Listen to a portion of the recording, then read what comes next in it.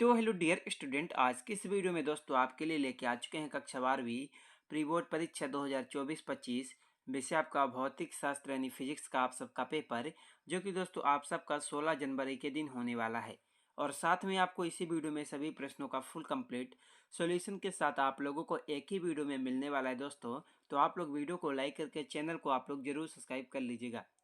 तो चलिए समय को बर्बाद ना करते हुए आपके इस क्वेश्चन पेपर के सभी प्रश्नों को फटाफट से सोल्व करके आंसर सहित देख लेते हैं। तो दोस्तों आप लोग देख सकते हैं कि आपका प्री बोर्ड परीक्षा 2024-25 विषय आपका फिजिक्स का पेपर है। पेपर आपका 70 नंबर का आएगा। समय आपको 3 घंटे का मिलेगा।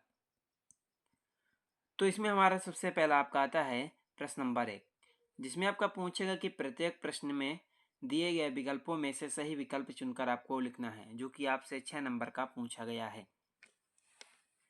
तो इसमें हमारा पहला प्रश्न आपका आता है, वायु का परावैद्युतांक है। तो इसमें आपको 4 ऑप्शन दिया गया दोस्तों। पहला 8.85 इंटू 10⁻⁻12 कूलाम स्क्वायर प्रति न्यूटन मीटर स्क्वायर। दूसरा 1, तीसरा अनंत, चौथा 9 इंटू 10⁻9। पहले प्रश्न का आपका राइट आंसर क्या हो जाएगा दोस्तों? पहले प्रश्न में आपको लिखना होगा, पहले का राइट आंसर हो जाएगा दूसरा नंबर 1। 2 में आपका आता है, एक तार का विशिष्ट प्रतिरोध निर्भर करता है। इसमें आपको लिखना होगा दोस्तों, एक तार का विशिष्ट प्रतिरोध उसके पदार्थ पर निर्भर करता है। चौथा नंबर हो जाएगा। 3 में आपका आता है, वृत्तीय धारावाही लूप के कारण उत्पन्न चुंबकीय क्षेत्र की दिशा होगी। तीसरे प्रश्न का आपका राइट आंसर हो जाएगा दोस्तों पहला नंबर, लूप के तल के लंबवत। 4 में आपका आता है, लेंज के नियम आधारित है। चौथे प्रश्न का आपका राइट आंसर हो जाएगा दोस्तों आपका ऊर्जा संरक्षण के नियम पर आधारित है। तो आपका चौथे का चौथा नंबर राइट आंसर होने वाला है। 5 में आपका आता है, यदि विद्युत चुंबकीय तरंग में विद्युत वेक्टर एक्स दिशा में तथा चुंबकीय वेक्टर गामा दिशा में हो तो उसकी संचरण की दिशा क्या होगी?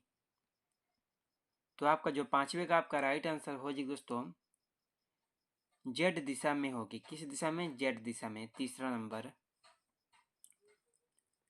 6 में आपका आता है, प्रकाश किरण के एक माध्यम से दूसरे माध्यम में जाने पर निम्नलिखित में से कौन सी राशि नहीं बदलती है?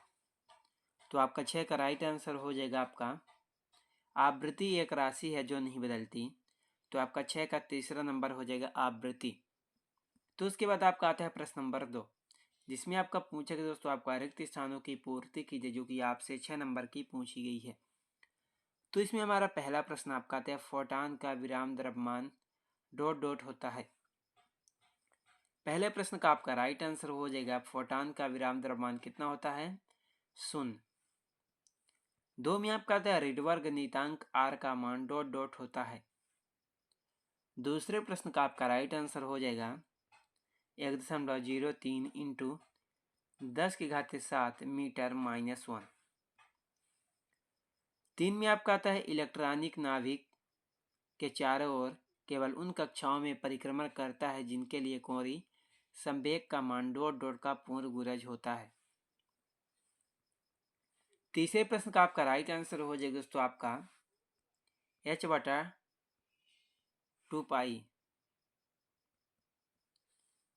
4 में आपका आता है, सिलिकॉन परमाणु में बहुतायत कक्षा में ... इलेक्ट्रॉन पाए जाते हैं। चौथे प्रश्न का आपका राइट आंसर हो जाएगा दोस्तों, क्या लिखना होगा आपको? 4। सिलिकॉन परमाणु के बाह्यतम कक्षा में 4 इलेक्ट्रॉन पाए जाते। कितने इलेक्ट्रॉन? 4। 5 में आपका आता है, 3 यूएफ के 3 संधारित्र श्रेणी क्रम में संयोजित हो तो संयोजन की तुल्यधारिता क्या होगी? तो इसमें आपको लिखना होगा दोस्तों 1 म्यूएफ। 6 में आपका आता है, 2 समांतर चालक तारों में एक ही दिशा में धारा प्रवाहित होने पर इनके मध्य बल ... प्रकृति का होता है। आपका 6 का राइट आंसर क्या हो जाएगा दोस्तों? 6 का राइट आंसर हो जाएगा आकर्षण।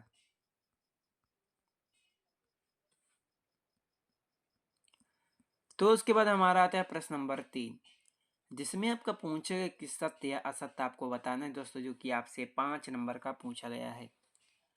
तो इसमें हमारा पहला प्रश्न आपका आता है, अवतल दर्पण की फोकस दूरी धनात्मक होती है। पहले प्रश्न का राइट आंसर हो जाएगा असत्य। 2 में आपका आता है, माध्यम के घनत्व के साथ प्रकाश की चाल में परिवर्तन प्रकाश के अपवर्तन का कारण है। दूसरे का राइट आंसर हो जाएगा सत्य। 3 में आपका आता है, 2 स्वतंत्र स्रोतों से प्रकाश का व्यतिकरण संभव है। तीसरे का आपका राइट आंसर हो जाएगा असत्य। 4 में आपका आता है, एक फोटॉन केवल एक इलेक्ट्रॉन को ही उत्सर्जित कर सकता है। चौथे का आपका राइट आंसर हो जाएगा सत्य। 5 में आपका आता है, हाइड्रोजन परमाणु की आयनन ऊर्जा 13.6 इलेक्ट्रॉन वोल्ट होती है। इसमें आपको लिखना होगा दोस्तों सत्य। तो उसके बाद हमारा आता है प्रश्न नंबर 4, जिसमें आपका पूछा गया दोस्तों सही जोड़ी बनाकर लिखे, जो कि आपसे 6 नंबर की पूछी गई है। तो इसमें हमारा पहला प्रश्न आपका आता है, विद्युत धारा, इसका राइट आंसर हो जाएगा एम्पियर। 2 में आता है चालकता। दूसरे प्रश्न का आपका राइट आंसर क्या हो जाएगा, चौथा नंबर ओम की घाते -1। 3 में आपका आता है दोस्तों प्रतिरोधकता, इसका राइट आंसर हो जाएगा ओम इंटू मीटर। 4 में आपका आता है विद्युत वाहक बल। चौथे प्रश्न का आपका राइट आंसर क्या हो जाएगा, दूसरा नंबर वोल्ट। 5 में आपका आता है चुंबकीय फ्लक्स। पांचवे का आपका राइट आंसर हो जाएगा आपका वेबर। 6 में आपका आता है दोस्तों स्वाप्रेरकत्व, इसका राइट आंसर पहला नंबर हेनरी। तो उसके बाद हमारा आता है प्रश्न नंबर 5, जिसमें आपको पूछेगा कि एक शब्द या एक वाक्य में उत्तर दीजिए, जो कि आपसे 5 नंबर का पूछा गया है। प्रत्येक प्रश्न के लिए आपको 1 अंक मिलेगा। तो इसमें हमारा पहला प्रश्न आपका आता है, एक पूर्ण चक्र में प्रत्यावर्ती धारा का औसत मान कितना होता है। पहले प्रश्न का आपका राइट आंसर हो जाएगा 0। 2 में आपका आता है, प्रकाश के व्यतिकरण के लिए किस प्रकार के स्रोतों की आवश्यकता होती है। दूसरे प्रश्न का आपका राइट आंसर हो जाएगा कला संबद्ध स्रोत।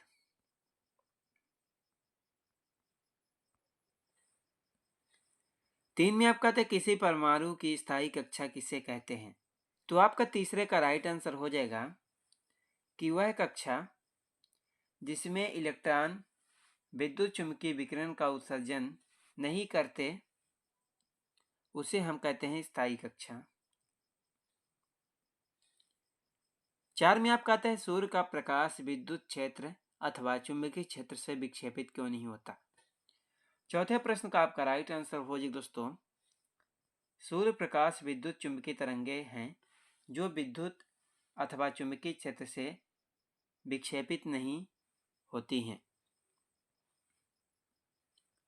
5 में आपका आता है, नीले व लाल प्रकाश में से कौन सा रंग प्रकाश का प्रिज्म द्वारा अधिक विचलित होता है।